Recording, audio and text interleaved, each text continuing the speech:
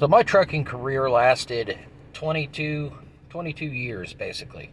I still hold a Class A CDL in my pocket, and I'll use it for my own business ventures if I ever decide to buy a Class A truck for my business, which I've thought about it from time to time because the cost savings versus buying a non-CDL versus a CDL is a lot cheaper, but it's got different overhead costs at the same time, like your fuel and your expenses and your insurance is a little bit different.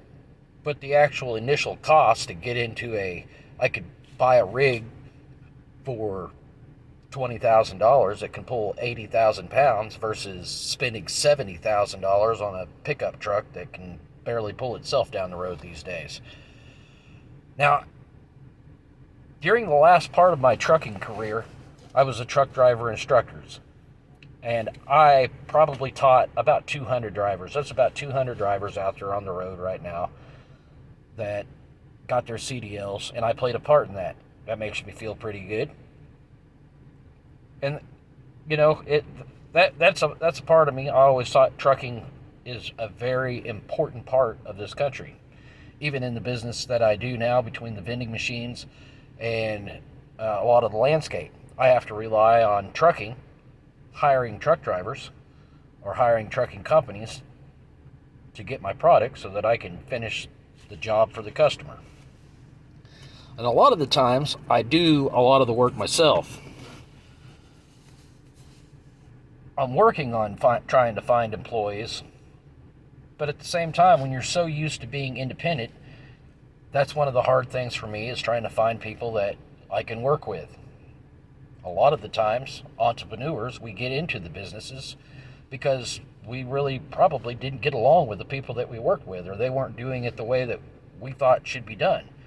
A company may have all these rules and regulations, and they might send you through 3 weeks of orientation talking about safety, commitment, and excellence, and you realize shortly after that that's a really good idea, but the corporations or the lower level management and the lower level employees don't even live up to those expectations that they preach to you.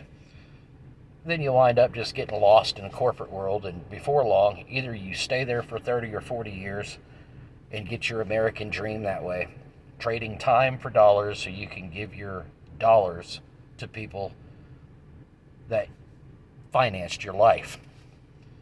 And to me, that really wasn't the American dream that I wanted to live. I wanted to live a life where I've got time in my 40s and in my 50s and in my 60s, instead of being at Social Security age of 71 or whatever the hell it is now, and then dying in a nursing home. So I'm lucky that since 2019, I've actually been able to, even though I've worked, man, I've had so much more time. I mean, the idea that I can work 10 to 15 hours a week and make as much as I did in 40 hours, a lot of people don't think that's even possible, but it is. Owning your own business, and, you could go out there and really kill it if you want.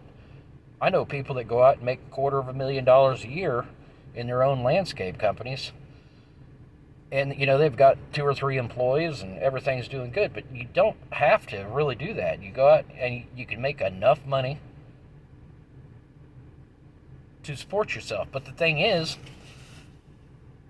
your own business, it fluctuates. You'll have your good days and you'll have your bad days. And I think a lot of the reason why people go to work for 40 to 50 hours a week is because it's a steady paycheck. A steady paycheck of anywhere between $15 an hour and $50 an hour, whatever you're making. And if you're up there in the upper echelon of that, of $35 to $40 an hour, and you're getting paid 40 hours a week plus overtime, then you're doing pretty good. You're pretty comfortable. And who would want to sacrifice that, especially if you've got a 30-year mortgage, and you've got a car payment, and you've got kids? So you're choosing comfort. You're choosing a steady paycheck for that comfort. And there's nothing wrong with that. I did that for 30 years. Whenever I was had the kids and the child support and the mortgage payment and stuff, it's really hard to say, man, I really want to step off on my own. But maybe you are. Maybe you want to step off on your own. And I'm going to tell you right now, if you're in your 20s and you don't have any kids and you've been able to, keep that lower head in check, if you know what I mean, and you don't have any kids, you are so far ahead of a lot of people. If you're 17, 18 years old and you've got a kid, you're going to struggle. And I don't want you to click off the video and hear it, because I was that kid. I've gone through all this shit already. And at 45 years old, I've been able to do it. You have to make sacrifices. You have to take care of your kids. You have to make sure that they got enough, you got enough money to keep things going. But man, there's a lot of people out there that have an opportunity. The opportunity that you have tonight versus where you can be in a month in your 20s, in your 18, man, if you use this head up here instead of the one downstairs, you can save yourself a hell of a lot of heartache and a hell of a lot of pain and a hell of a lot of court battles and a hell of a lot of child support. And any guy that's out there that knows what I'm talking about, that's 40 years old, you don't have to get married at such an early age. You don't have to have kids at such an early age. Now, there's a lot of people out there that do, and they plan it, but there's a lot of people out there that it's just a mistake. And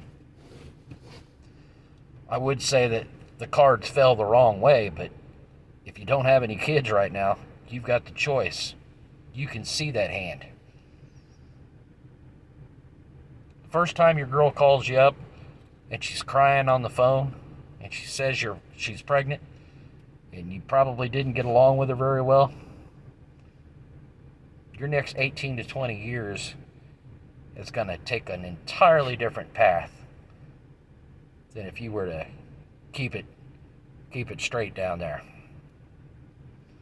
So I'm talking to the young kids that are out there doing what they do. And there's a lot of us, you could take that for what it is. I'm telling you, if you have kids at an extremely early age, in your teens or in your 20s, you have them whenever you want to have them. But I think that the most part, I think there was an old saying that if people didn't make mistakes, there'd only be about 18 people on this planet. Because most kids come from just having a good time. And it really happens. It really happens when you're younger. So to the guys and the gals, I might be speaking to guys, but if you're a gal and you have a kid at an early age, it's hell for you too. Especially if the boy just fucking goes off and leaves you. And the chances of you staying together aren't really that great. That's just the truth. That's just the truth in the numbers, especially, I think it's worldwide. I think Australia and the United States are pretty much even in divorce and stuff. People just don't get along. That's some of the stuff that I can talk about businesses too. Whether or not you work for a corporation or you work for yourself or you get enough customers, eventually you're going to find people you just don't get along with. You're going to have clashes. So these are the things that happen. So in 2019 is when I quit, but with me being a truck driver instructor, I got into the vending company because a lady had some vending machines at the trucking company that I worked at. And this video is getting close to 10 minutes, so I'll go into the vending story here in just a little bit. As a matter of fact, I'm going to end this video now, and the next video that posts out, I'll entitle it, Starting the Vending Company from Trucking.